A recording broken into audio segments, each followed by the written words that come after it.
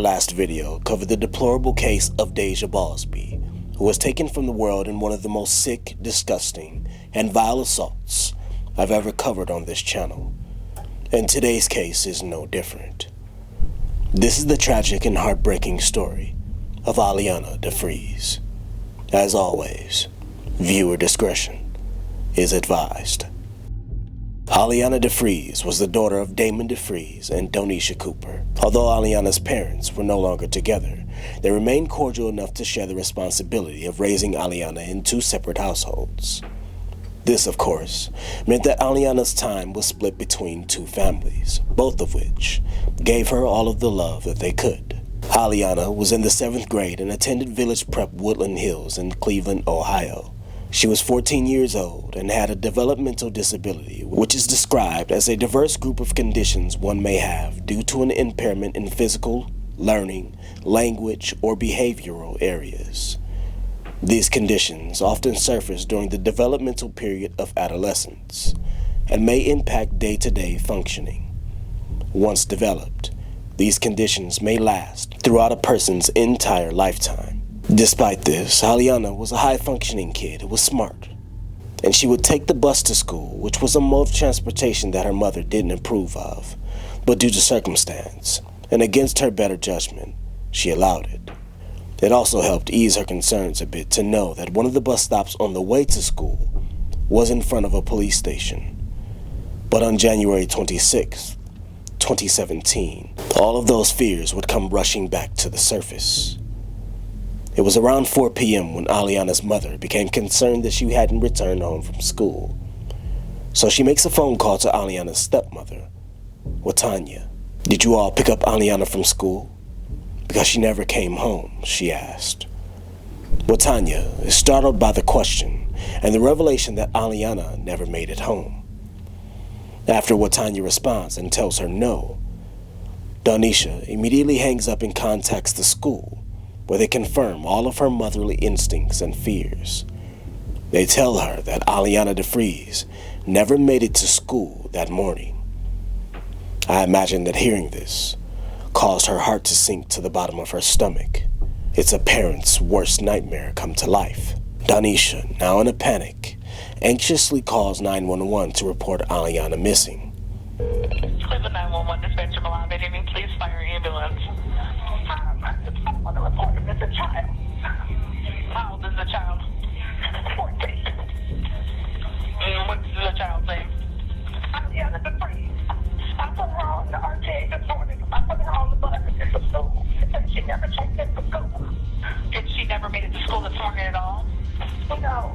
Has she ever done this before? No. She's ever ran away before, did this, nothing like this before? No. Okay. She's trying to get his own car over to you now. Okay.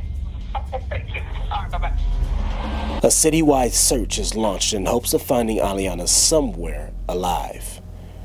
In order to obtain any clues as to her last known whereabouts, investigators decided to retrace her steps, starting with the last place she was seen, the RTA city bus. And they're in luck, because the RTA transit system has a working camera system in place that records every trip made that day. And on the morning of January 26, 2017, CCTV shows Aliana boarding the city bus. As investigators watch intently to see who she may have come into contact with, they discover another young student that appears on camera speaking to Aliana. The body posture and facial expressions of the young man and Aliana tell investigators that they both know one another well. As they continue to watch, Aliana exits the bus, and the young boy stays aboard. They now know that the young man had nothing to do with her disappearance, but they watch the exterior cameras intently to see what exactly happens once Aliana exits the bus and walks down the sidewalk. As the bus moves along its route, Aliana can be seen standing on the corner waiting to cross as she moves out of frame slowly. But investigators know from speaking to Donisha that Aliana takes not one, but 2 buses to get to school. So they cue up the video surveillance from the other bus she would have taken. And there she is. Normally, the bus would drop her off almost exactly in front of her school. But for reasons unknown, on this day, Aliana is seen exiting the bus prematurely. She ends up getting off of the bus too early, and the question everyone wants to know is why. Was she meeting with someone? Did something happen to change her plan to head straight to school? As investigators continue to comb through the footage following Aliana's tracks on CCTV, the police are actively searching the city. A day passes, then 2, and then 3. And as authorities follow the trail of footage, it leads them to a row of abandoned houses just off of East 93rd Avenue, where Aliana was last seen walking. Police search through the houses until they reach an abandoned black and white house that has been boarded up from the outside. But as they search more thoroughly, they find that the back door is open. So they enter, and as they make their way into the dining room, they spot a trail of blood leading from the dining area down a hallway and into another room behind a closed door, where the gut-wrenching feeling in their pit of their stomachs tell them that something horrific is awaiting. So they kick down the door and enter, where they find the body of a young girl left crumpled in a dark corner in a pool of her own blood. The only article of clothing the body has on it is a pair of socks. Police radio for forensic staff and begin to process the scene. Soon after, word of mouth begins to travel about the discovery of a body found in the abandoned house, and within hours, the news reaches Aliana's father and stepmother. Eager to get answers, they both rush to the scene, where numerous officers have now filled the area. They won't let them through, but in their hearts, they know that it's their daughter's body who authorities have discovered.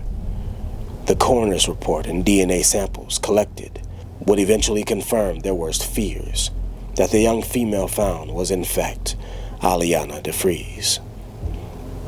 A warning: this next part of the story will be graphic in detail, but I feel it's necessary to help paint the gruesome picture of what investigators witnessed with their own eyes. Police identified and recovered several items and tools that were used to kill and torture Aliana DeFreeze. There was a box cutter that was used to slash her neck. A Black & Decker drill was used to inflict 4 separate puncture wounds into her cheek, and a wound on her forehead that dislodged her right eyeball from the socket. Police also found a screwdriver and hammer, which had Aliana's blood on them. The tools were all laid out on a built-in bench in the dining area, which prosecutors described as a makeshift workstation. In addition to her surface wounds, the examiners also found that she was sexually assaulted, finding foreign DNA evidence on her body. What makes this even more disturbing is that they also found that many of the wounds inflicted had begun to heal, which meant that the majority of them were inflicted several hours before Aliana's eventual death. She was brutally tortured while she was alive, to the point that her face was completely unrecognizable. Investigators continued to follow the trail of CCTV footage, eventually acquiring surveillance from a church near East 93rd Street, where Aliana was seen walking. The footage showed Aliana walking and being stopped by a large figure. You can see Aliana take a step back from the figure, startled, and she attempts to continue on her way. But this figure follows and grabs her before leading her across the field to Fuller Avenue and eventually the house where the brutal assault took place. Rewinding the footage back from the church, they could see that the figure had been pacing around the area aimlessly several hours before coming into contact with Aliana. The person on video is eventually identified as Christopher Whitaker. A convicted felon was somehow allowed to live alongside the Commonwealth despite having a history of violence and abuse. In 1998, he was charged with grand theft and burglary. In 2005, he committed sexual battery and felonious assault against a woman in his home after letting her in so she could use the bathroom. According to the victim, He emerged from the bathroom with a pair of scissors and began choking her before stabbing her in the neck with the pair of scissors. She passed out and woke up on the floor with her pants and underwear removed, which an examination confirmed that she had been sexually assaulted. Whitaker was sentenced to only 4 years in prison and was released in 2009. After murdering Aliana, Whitaker assisted a pastor at a missionary Baptist church in unloading food pantry items from a truck. The pastor, when interviewed, described Whitaker's demeanor as calm. After his capture, this animal had the audacity to tell authorities that he didn't want his face to be in the news. He also blamed his actions on crack cocaine and said that he blacked out during the assault. People are going to look at me like a monster. I'm not a monster, said Whitaker, though he would later change his tune in court. But the evidence said the opposite and told the true story of a murderous monster who should have never been allowed to breathe air. The Aliana DeFreeze murder trial began on February 1st, 2018. And on February 13th, this revolting degenerate was found guilty of 10 counts. Aliana's father and mother gave heartbreaking testimonies at trial. It takes a real monster to take a child who's going on her way happily to school.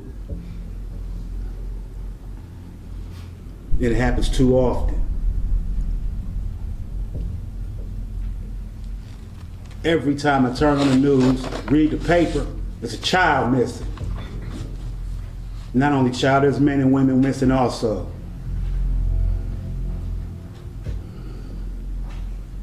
It gets frustrating.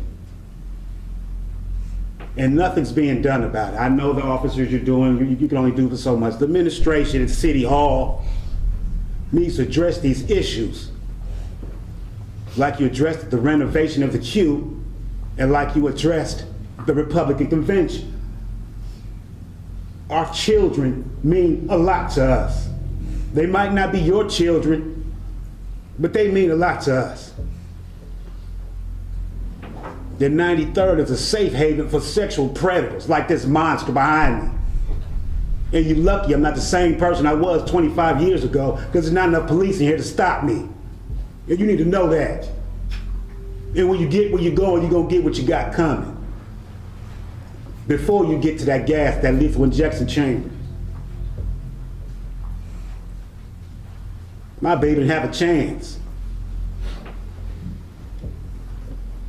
No grandchildren, can't walk her down the aisle.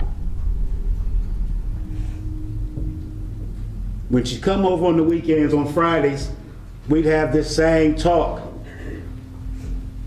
about this guy back here.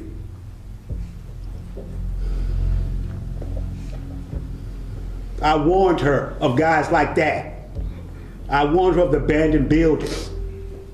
I told her to watch out for these predators. I didn't want her catching 2 buses to school.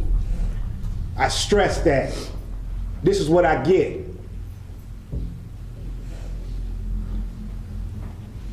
She would talk to me, Daddy, you showed me how to fight. I'll be okay, Daddy. I say, baby, listen to me and quit running your mouth. Don't walk with your hood on your head. Don't have the earbuds in your ear. Be aware of your surroundings. She kept running her mouth and I grabbed her. I said, that's how it's gonna happen, Aliana. I said, that's how it's gonna happen. Now what you gonna do? Wow, Daddy, you scared me. I said, yeah.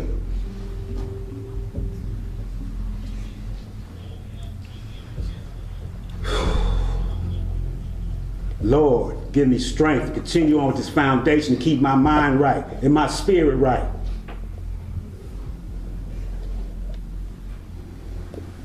Excuse me, so I can look at this bitch ass dude. You're addressing the court, Mr. DeFreeze, not... I said enough. Thank you, Your Honor.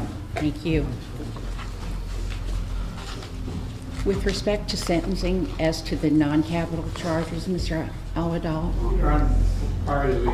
Whitaker was sentenced to death on March 26th and 48 years in prison for his crimes, including gross abuse of a corpse. On August 22nd of 2022, The Ohio Supreme Court rejected Whitaker's appeal and upheld his death sentence, which is scheduled to take place in July of 2026. He is currently imprisoned on death row at the Chillicothe Correctional Institution in Ohio. Aliana's parents are on record saying that death is too good for him, and that they wanted a verdict of life in prison, without the possibility of parole. But I respectfully disagree. Christopher Whitaker is a prime example of an animal who needs to be put down. Someone who the world will be much better off without once he's in the ground. A witness also came forward saying that they saw Whitaker grab Aliana and lead her away, but he didn't report it to authorities because he was unsure of the relationship between the two. When you look at the size of Christopher Whitaker compared to the small frame of Aliana, you can't help but put yourself there in the moment. I imagine the amount of terror and fear she felt. It's absolutely soul-crushing to think that someone could do this to this little girl who had everything to live for. In January of 2019, Aliana's parents filed a wrongful death lawsuit against the Cleveland Metropolitan School District, the E-Prep and Village Prep Woodland Hills, where Aliana attended school, the city of Cleveland, the man who owned the abandoned house where the crime took place, and Christopher Whitaker. The lawsuit pointed out that there was a system in place at school to alert and notify parents with an automated message if their child was absent. But neither of Aliana's parents received a notification and did not find out about her absence until 4 p.m. that afternoon. In January of 2022, the DeFreeze family received a $1 million settlement from their lawsuit against Aliana's school and the city. May the soul of Aliana DeFreeze rest in eternal peace, and may her parents somehow find solace in the wake of her tragic end. Here I lay me down to sleep.